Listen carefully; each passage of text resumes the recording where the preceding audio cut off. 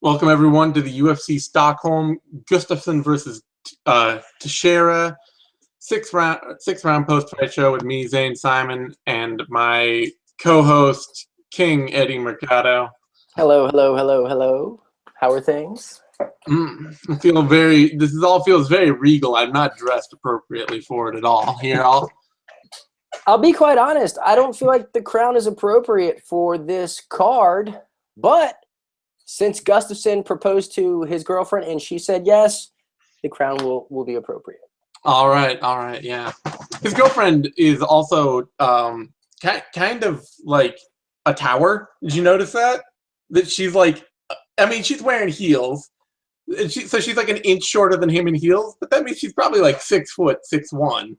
Which means hopefully they'll have a fighting child who's like 7 foot 7'2", something ridiculous. That's right. Some huge Viking spawn that'll conquer the UFC. Yeah, maybe even Thor. They might even. Right. So overall, this fight card, like,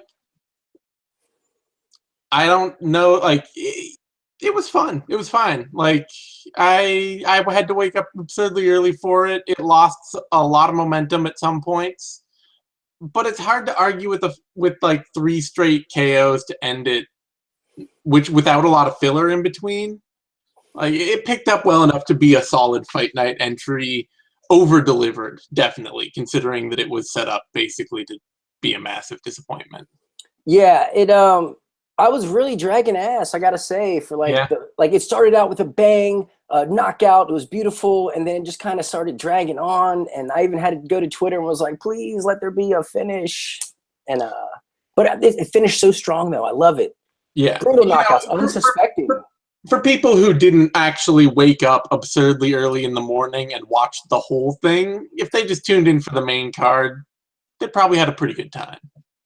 Yeah, I would say spectacular finishes, a major upset, which, I mean, by the rankings shouldn't have been an upset, but it was according to the betting odds and everybody, major upset. Yeah. So starting out, Alexander Gustafsson, Glover Teixeira. I gotta admit, before this fight happened, my only thought was this is a fight I wanted 2 or 3 years ago that just doesn't feel that meaningful right now.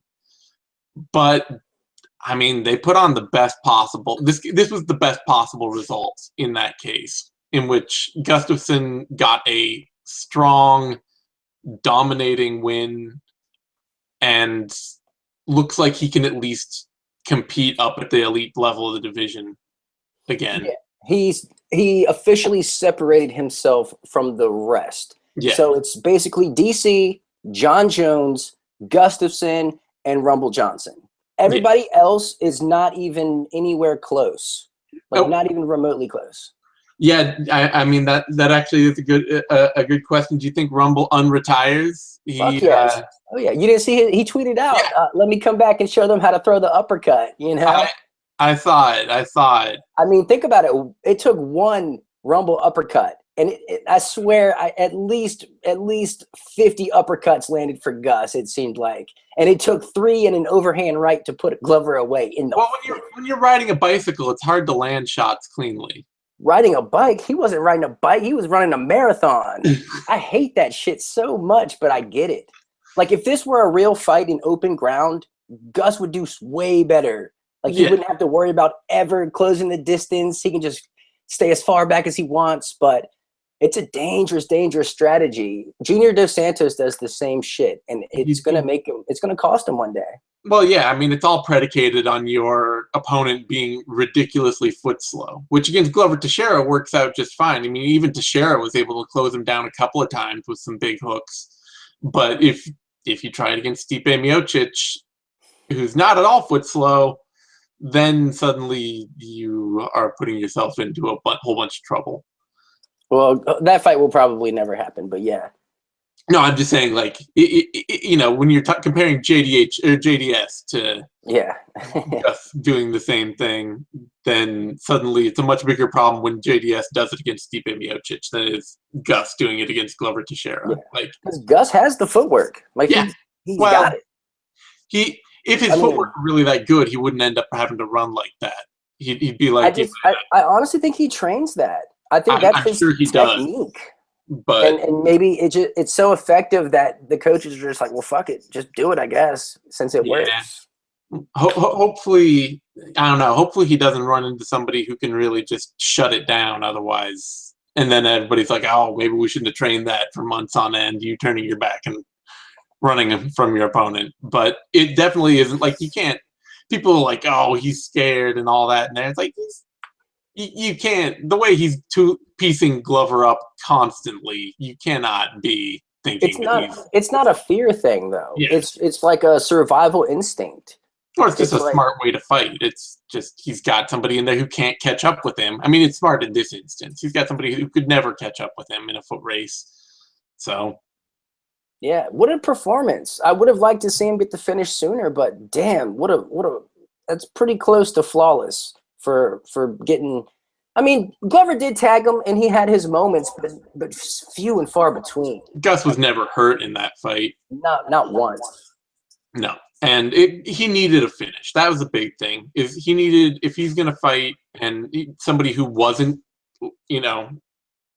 Anthony Johnson, John Jones, or Daniel Cormier, he had to get a finish. That was the thing with the Jan Vlahovic fight, where if Gus had won this fight that way, you wouldn't have any excitement for him as a top contender again. It's like, oh, you managed to lay on top of a dude who isn't even ranked in your division and ride out a win nobody cares about.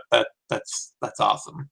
Yeah, but this was hella relevant and excellent. Absolutely. That 3 straight uppercuts and the overhand right. I could not believe that worked. Like, that punch selection was impressive. Like, he knew what he had to do. Yeah, no, he was out there looking like Cub Swanson for a while. Yeah, but not getting hit as much. Yeah, well, nobody does. Except for what's his name? Pedro Munoz. Pedro Munoz. No, well, Pedro Munoz, but the guy that fought Cub Swanson last time. Damn it, blanking on it. Artem Lobov. Yeah, except for Lobov, who got hit more than anybody else ever. So. Of all time in any fight ever. Yeah. Anyway, co-main event: Volkan Oezdemir, Misha Serkinov. Man. Woo! I'll tell you this. I watched the vivisection, and Connor was like, we're going to have to eat some crow here if Oezdemir shows up. And holy shit, he showed up and looked like a number 5 light heavyweight in the world. Yeah. Well, I mean, that's the thing, though. Does this get you on the Oezdemir hype train, or so much of it just derails the Serkinov hype train? It doesn't do anything for the hype of Oezdemir, but it at least legitimizes his position in the top 10. Yeah, it has him. It firmly establishes his ability to beat guys enough to be a top 10 light heavyweight. I mean, especially in this day and age, a top 10 where you've still got Little Nog hanging out in there. Yeah, and what's funny is, like, he'll probably get Shogun next, and he'll probably win. Yeah, I mean, there are a ton of fights that are very, very winnable for Volkan Oezdemir at the top of that division. And the problem for Serkinov is that, I mean, that is just a hype killer. Like, there are people who think he took a dive out there. I don't know. It looked like he got punched in the back of the head. Yeah, he got hit right behind the ear. He got hit right here. He didn't see it. Like, he was, he's running so fast, his, face hit the cage. Was not looking for that punch at all. Came right around his ear. Not braced for it in any way. And just shut his lights out. It was crazy. And he was looking good. Like, he was coming out, pulling the trigger, firing. His strikes were looking hard and crisp. And shit, he fucking face planted in 28 seconds. Yeah, the lesson from Fabricio Verdum versus Stipe Miocic was not fight like Fabricio Verdum in that fight. Ever. That is not the lesson that you should learn. Especially Oezdemir, Oezdemir's biggest skill set is that he's got reasonably fast hands and some power. And confidence in his power. Yeah.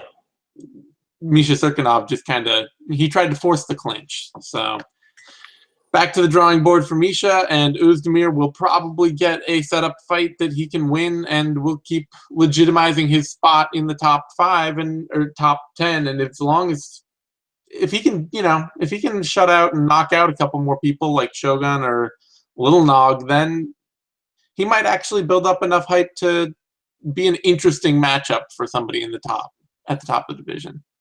Yeah, I see. I just don't know. Like at this point in his career, I want to say that when he reaches that top 3, he's just going to get obliterated. Well, it's hard to see anybody who got neck cranked by Kelly Anderson 3 years ago in Bellator and be like, nah, this dude's legit. You don't know. It's like, no, we do know. We know that he can be beaten by an undersized, out-of-shape light heavyweight who can wrestle, and that's it.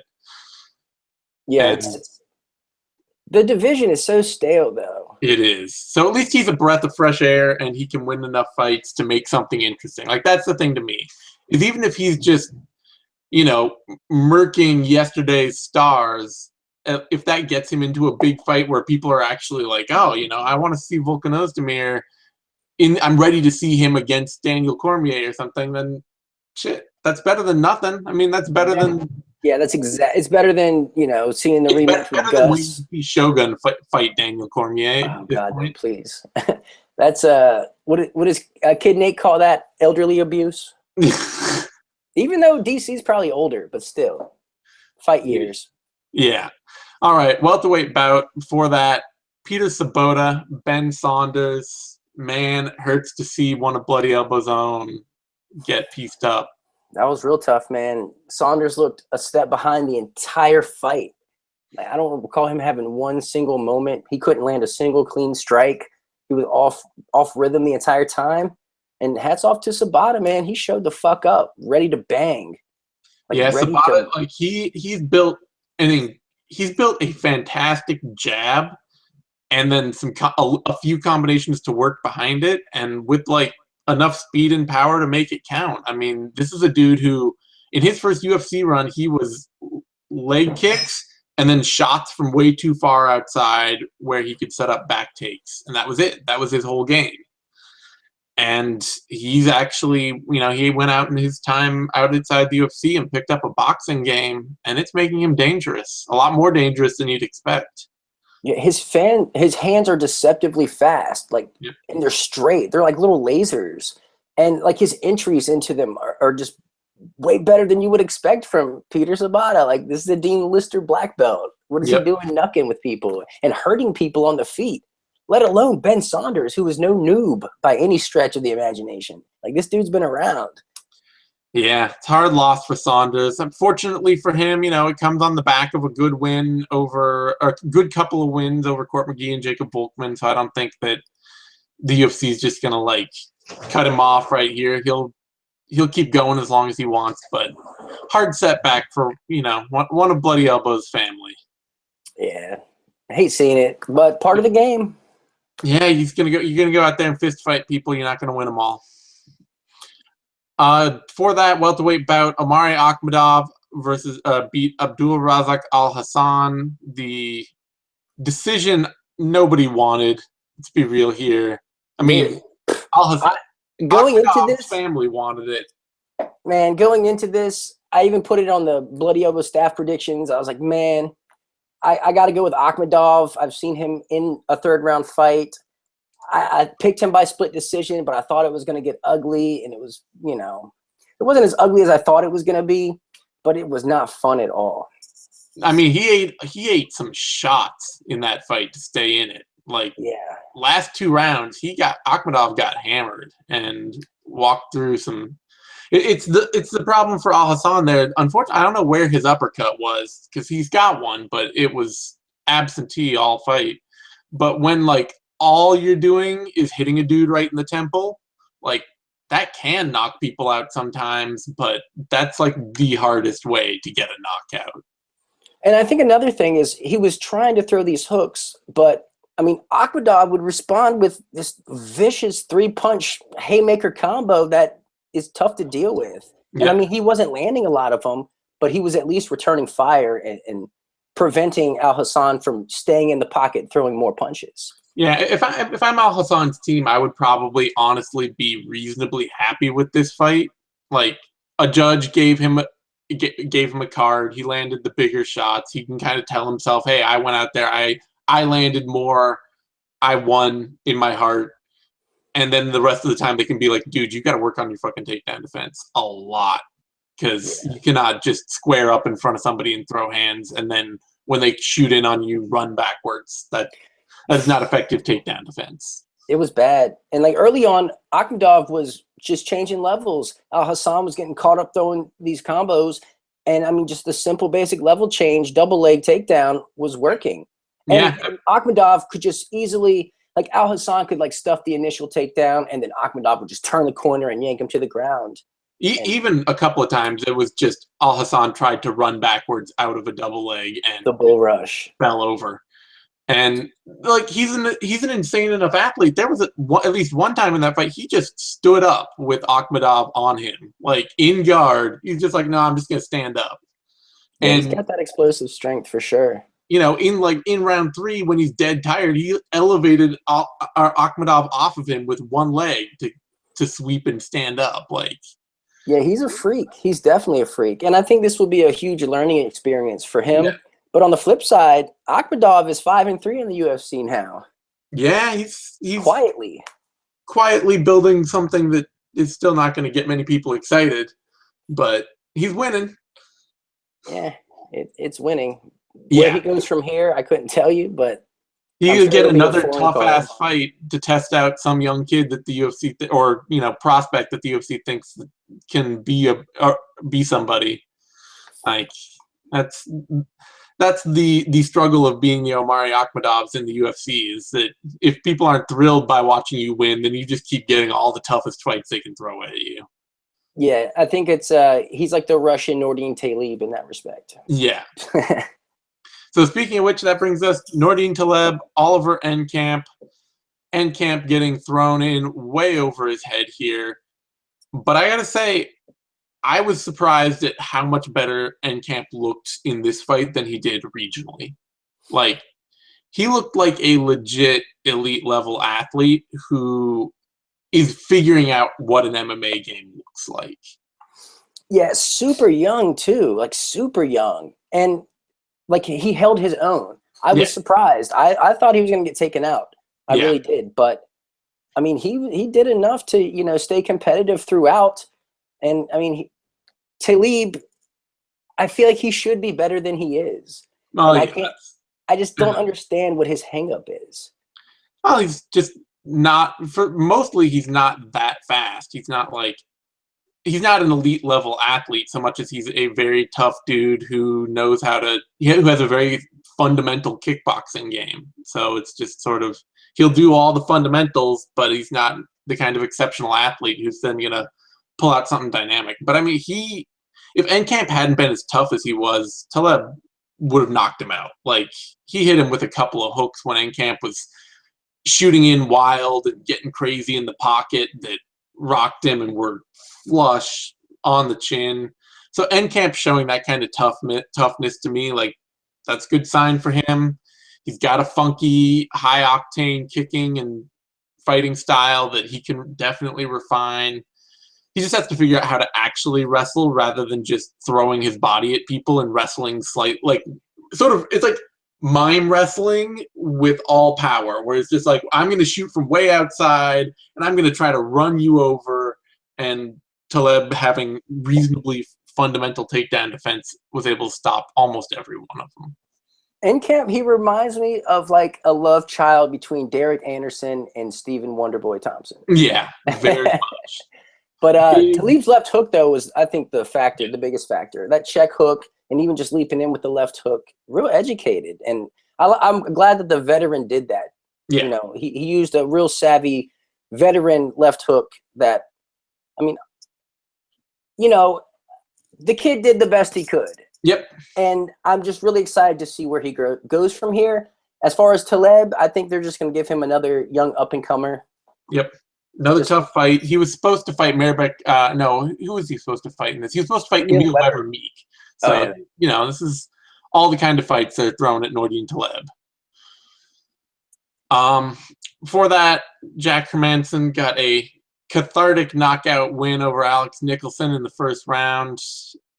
Wow. That was crazy. I was not expecting that. That was a flawless victory. Yeah, I mean, Flawless victory. in my whole thought process for this fight, I kind of forgot that Jack Hermansson can wrestle reasonably. Like he's not the world's greatest wrestler, but he's a pretty decent wrestler. And Nicholson forgot that too. Like we haven't seen Hermansson's wrestling show up in the UFC much, and I think Nicholson was just like totally blindsided. Yeah, I don't think he was expecting it to go to the ground. I think he really thought they were going to stand there and trade. But Hermansson, Mr. Game Plan, showed up big time in front of a home crowd. And it was fun, like his post-fight speech, he, real energized, getting the crowd hyped. That's fun. I would like to see him again soon. Yeah, it was a great win for him. Showed that, that performance against Cesar Ferreira was really more a product of Cesar Ferreira's technical growth than Hermansson being a dude who can't compete. And Alex Nicholson he's a big, tough brawler at the bottom of this division, and he's the kind of dude that if you're going to be on the rise at middleweight, you should be able to go out there and beat him. So good for Hermansson to get it done. I mean, yeah, this puts Nicholson at 1-3 in his UFC run, and that was the last fight on his career or last fight on his contract. So he might not get re-signed. I would be surprised if they re-signed him. Frankly, he's had a lot of run-ins with like UFC rules committees and behavior stuff and a whole bunch of other stuff stacking up against him, along with not winning fights. Yeah, I'm curious to see if they re-sign him or not. And for Hermansson, I think there's a lot of great fights for him coming up. Oh, yeah. Like Trevor Smith, I think is interesting. Thiago Santos, Anthony Sam Alvey. Sam Alvey, yeah. Ooh. Yeah. It's like middleweight, Hermansson enters right into that big pool of middleweight dudes who will go 3-2 over any 5 fights, and they'll all be these weird, funky, just kind of not really athletic, but still really painful looking bouts. Yeah. That's that division in a nutshell. That is definitely the middleweight division. FS1 closed with a bantamweight bout, Pedro Munhoz versus Damian Stasiak. Stasiak's takedown defense turned this into a much tougher fight than I thought it would be. Shit. I think Stasiak's striking turned this into a lot better fight than I thought it was going to be. I mean, when I think of Stasiak, like, yeah, he's got this karate whatever background, but I mean, I predominantly think of him as a grappler. I mean, he's got a pretty mean jiu-jitsu game. And he was such a huge underdog going into this. He was at like plus 700 at one point. And Munhoz had his hands full. Like he was really close. I think I even gave Stasiak one of the rounds. Yeah, I think I gave Stasiak the first. I gave him the second, but it was whatever. I think I gave him one of those rounds too, but the first was close. I think the thing with Stasiak being such a big underdog was that on paper there was no clear way he was going to win this fight. He wasn't the better grappler. He wasn't the better wrestler. He wasn't the better striker. And, I mean, that still showed up in the cage, but when he took away Munhoz's wrestling game and it became just a striking match, he was not a much worse striker than Munhoz. It was wild. Dude, he was throwing like spinning back kicks and spinning heel kicks and wheel kicks and shit that I was surprised he was throwing. Like he completely had 100% confidence in his takedown defense. Yeah. And he was just throwing what the fuck ever. Munhoz on the I mean the commentary team talked about it a bit too, and it's going to continue to probably be a problem for Munhoz in his whole UFC run.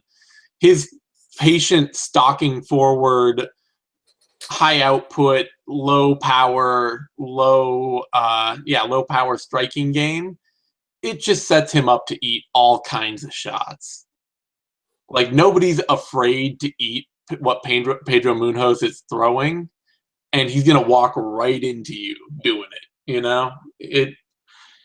It set him up in a bad way against Scoggins until he got a guillotine out of nowhere. Russell Doan was teeing off on him before he got a guillotine over Russell Doan.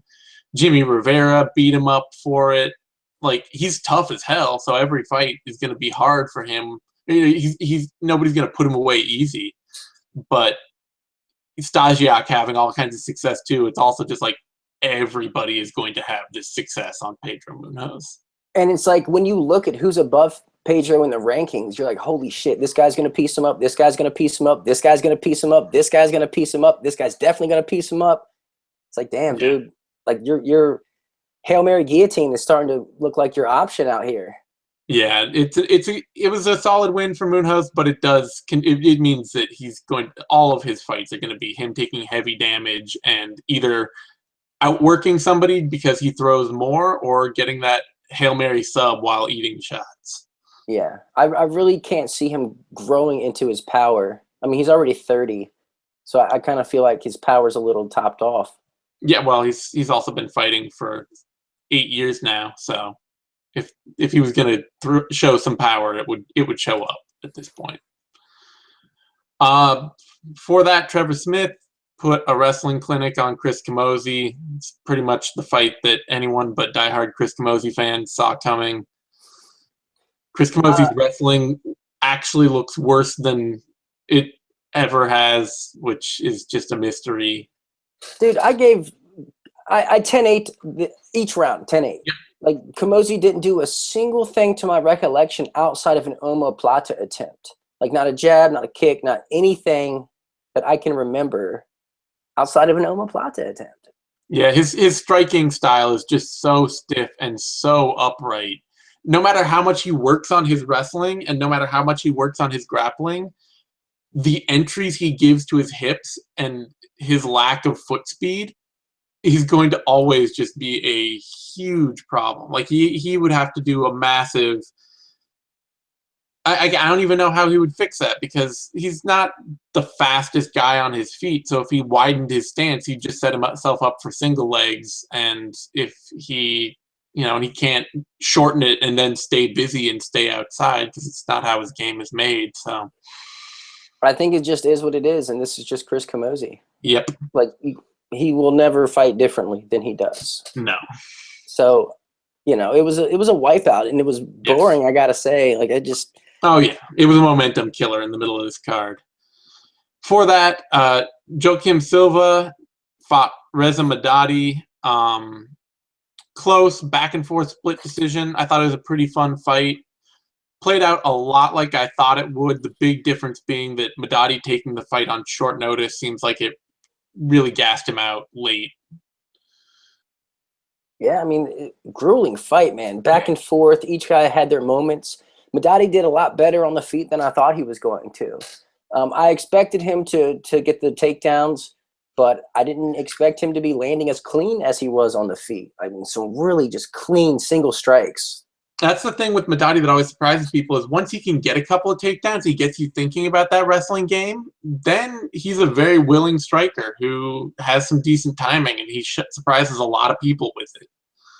But unfortunately, you could see in the final round, like, Silva made a big mistake jumping on a guillotine. Madadi had top control. And it's like, Madadi's going to ride this out. Silva was able to scramble up, and Madadi started going for more takedowns and ended up in sacrifice throws where he was on the bottom in each of them. And it's just like... It's tough to watch. It's just his gas tank costing him at that point because the opportunities for him to out-wrestle Silva down the stretch and win were all there, but he couldn't take it.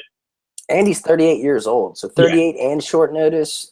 I mean, that was an uphill battle through and through. But it was I'm not sure if that was his retirement fight or not. I remember him saying that he wanted to fight in Sweden and like saying that that might be his last fight. But I don't know if that. I didn't hear anything about it. They didn't say anything on the air. He didn't leave his gloves in the cage afterwards. No, I remember him saying it like a couple months ago, and then I haven't heard anything. I didn't hear anything about it in the lead up or like on the night. Nobody was talking about it, so. It may be the kind of thing that he thought he had that idea, and the closer it came to being a reality, he's just like, nah, I'm going to keep going. I mean, you see that a lot with athletes in all sports, so I don't fault him for that. But, you gotta raise some concern when fighters start talking about retiring. You know. Yeah. Well, and he's getting to the age where that's becoming a reality. You know. Yeah.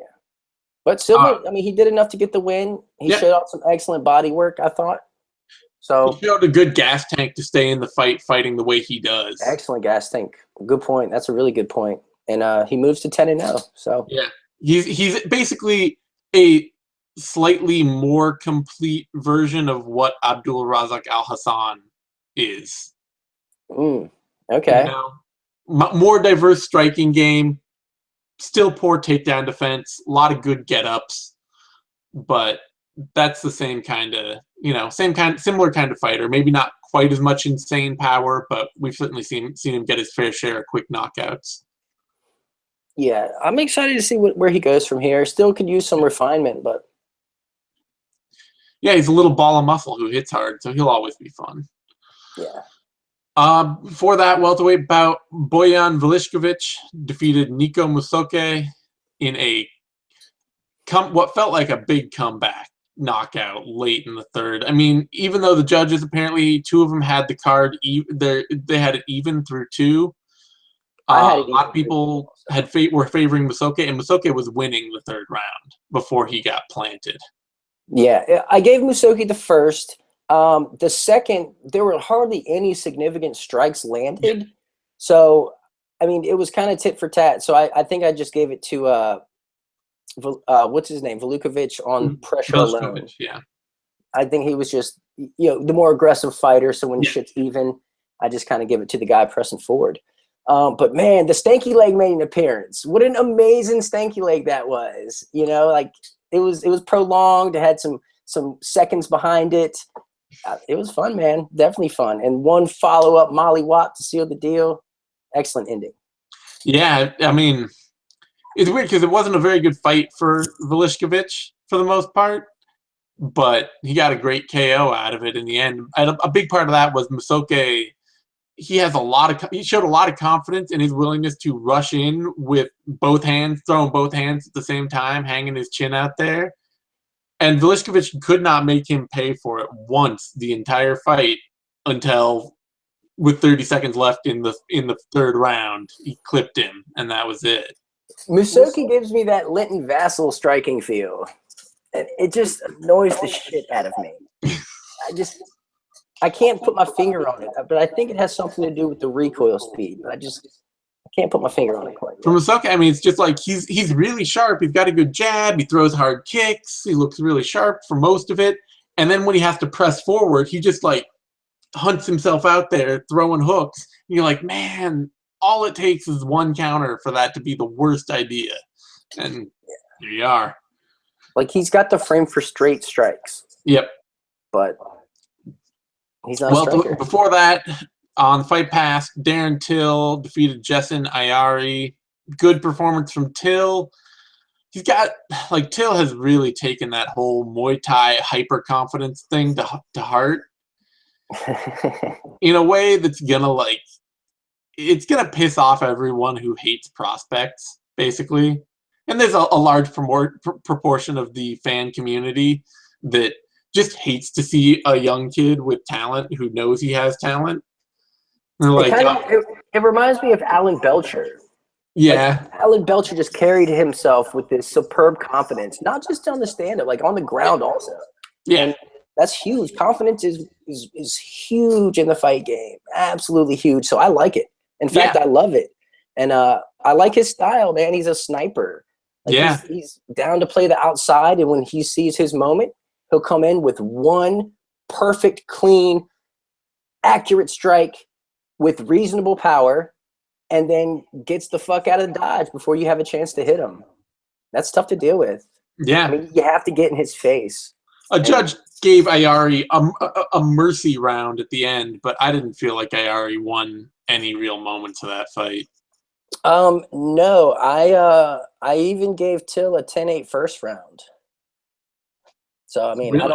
I don't recall Ayari having any moments really. Yeah, I saw giving Till a 10-8 second because Ayari got dropped twice in the second, but otherwise Till looked solid. He looks, he's out there to snipe, and if he's not finishing with a sniper shot, he's willing to just kind of ride out the decision, but that's fine. The only thing I saw that really worried me in this fight is that he looks like he has as much confidence in his ground game as he does in his stand-up, and his ground game is really not there yet. Like, he just gets in guard, and he thinks that he can just, like, sit there and hold somebody there, and he lands good ground and pound. His ground and pound is hard, but when he's not landing ground and pound, he's just leaving his arms in there to get arm barred and leaving himself there to get triangled and all sorts of things like that. So yeah, I want to see how he does against a grinder, like someone whose sole mission is to get in his face and put him against the cage or put him on his back. Yeah, it would be interesting to see, because that was one of the things we talked about in the vivisection with his loss, or with his draw against Was it Dalby? Yeah, Nicholas Dalby, was that when he got injured, his whole game just shut down. And that could be the confidence thing. And that can be the confidence thing, is that when something goes wrong, the confidence just vanishes. And if that shows up in not just in a fight where he gets hurt, but in a hard fight where he doesn't get to implement any of his game, where he gets put on his back, where he gets put against the fence, that could be a big problem for him. But Ayari didn't have anything to offer to break his confidence in this fight. Yeah. I mean, Ayari was letting Till dictate the pace. And that is the absolute worst thing to do with Till. He's too good at commanding it. And if you let him take his time, he's probably going to pick you apart. Yeah.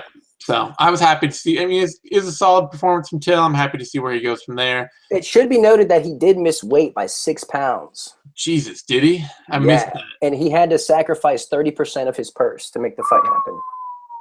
Wow. So I already got paid. Yeah, that Till's gonna have to fix that, because that is you can't be that confident and that bad at cutting making weight. You need to carry that ability to deliver a little more firmly across the board. Yeah, he's flying a little too close to the sun, so to speak. Yeah. All right. Before that lightweight bout, Damir Hadzovic, Marcin Held. Man, held on the wrong end of a highlight KO knee in the third to open round 3, up 2 rounds, fighting a solid, dominant fight, bell to bell in every round, and just gets lit up bad. Man, what a fuck up. Like how do you screw the pooch this bad? Like, you man, he was doing so well. He was doing so well, and he's like, what should I do in this third? I know. Let me do an Eminari roll for no fucking reason. At the worst possible time, eats the knee, instantly unconscious, 0-3 in the UFC right now. That's not a good probably run. The end of his UFC run. Nah. They're going to put him up against Andrew Holbrook next. You think? Yeah, I don't know. I mean, 2 grapplers who can't strike really going at it. Loser leaves town. That's what I think is going to happen. The thing with Held, though, is that unlike a lot of these dudes, he probably cost a little bit of money. Not a lot, but a little. And too much. To massively underproduce, the UFC could easily just be like, no, that's it.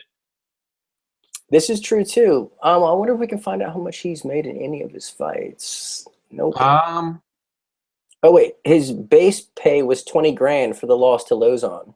Okay, so that's not bad at all. That's not a lot. But kind of a lot for underproducing the way he is. Yeah, it's the kind of thing, like, I would not be at all surprised if the UFC is just like, especially because with grapplers, they really don't. The UFC is really not there for an underproducing grappler. Yeah, unless you're getting knocked out spectacularly, they might keep you around just to feed you to the wolves. But he's young as fuck, man. He's so young. He's only 25 years old. Yeah, but he's also been fighting since 2008. He's almost a decade into his MMA career. Yeah, he was fighting way earlier than he probably should have been. Yeah, I mean, this is the damn it, who's a Canadian kickboxer kid in the UFC who retired early? Oh shit, Frankie Perez. No, Perez is the Long Islander who retired early. Oh, okay. This is the guy who fought. Oh damn it! Who fought Thiago Alves? Jordan Mean. Okay. It's the Jordan Mean thing all over again, where people are like, "Oh man, this kid's only 23 and he's been fighting for 7 years. Can you imagine how good he's going to be when he's 33?" It's like, yeah, he'll be retired. I mean, you don't fight that long you don't fight as a pro for that long. It doesn't happen unless you're magical like Robbie Lawler. Yeah, unless you're like a Robbie Lawler or a Shogun, you're just It's a rough sport, man. Like, name a tougher sport than mixed martial arts. So on the flip side, Hadzovic gets to stay around. Big win for him. He's a power brawler. He's going to be fun if you put him in the right kind of action fights. You match up Damir Hadzovic with Joaquim Silva, you've got all fun for days. Oh yeah. Yeah, I mean, there's potential for him. There's places for him to go. Yep. Even Islam Makhachev, I think, would be an interesting fight. Yeah, that would be. I don't know, guys fighting Islam Makhachev, unless they're like also superb wrestle grapplers. I'm just like, well, it'd be interesting. But the reason I say that is because I feel like Makhachev's chin is suspect. Yeah, I think he can get melted. I really do. Or Makhachev is gonna just grapple fuck him for 15 minutes straight. Yeah, which feels sucks. Like what happened to me. All told, though, like I say, the card closed so strong. It overperformed. Expectations were low. It was not a card that looked made to make much in the way of highlights, but a few big upsets, some nice strong finishes, a bunch of knockouts, and a lot of the decisions were entertaining too. Taleb Enkamp, Al Hassan Akhmadov, Stasiak Munhoz, Madadi Silva. These were all reasonably fun back and forth decision fights. So, all in all, decent card. Yeah, a decent card for a Sunday morning. Enjoyed it. Now we have to just build up to UFC 212 and Aldo versus Holloway. So, yeah, that's going to be interesting. Yeah, I don't even know who I'm taking in that yet, to be quite honest. But I'm leaning towards Aldo, though. Well, yeah, you have to lean towards Aldo. Whether or not he's going to win, I don't know. But I've seen him lose once. You can find me on Twitter at TheZaneSimon. You can find Eddie on Twitter at TheEddieMercado. You can find both of us over at BloodyElbow.com. Give this video a like, thumbs up over on YouTube, and subscribe to our YouTube channel, MMANation.com, DOTCOM. We'll be back with Knuckle Up later today, I believe. And then we'll have Care Don't Care, If I Did It, Vivisection, Heavy Hands, all our normal shows this week building up to UFC 212. So stay tuned, and we'll have plenty of content coming at you. Thanks, everyone.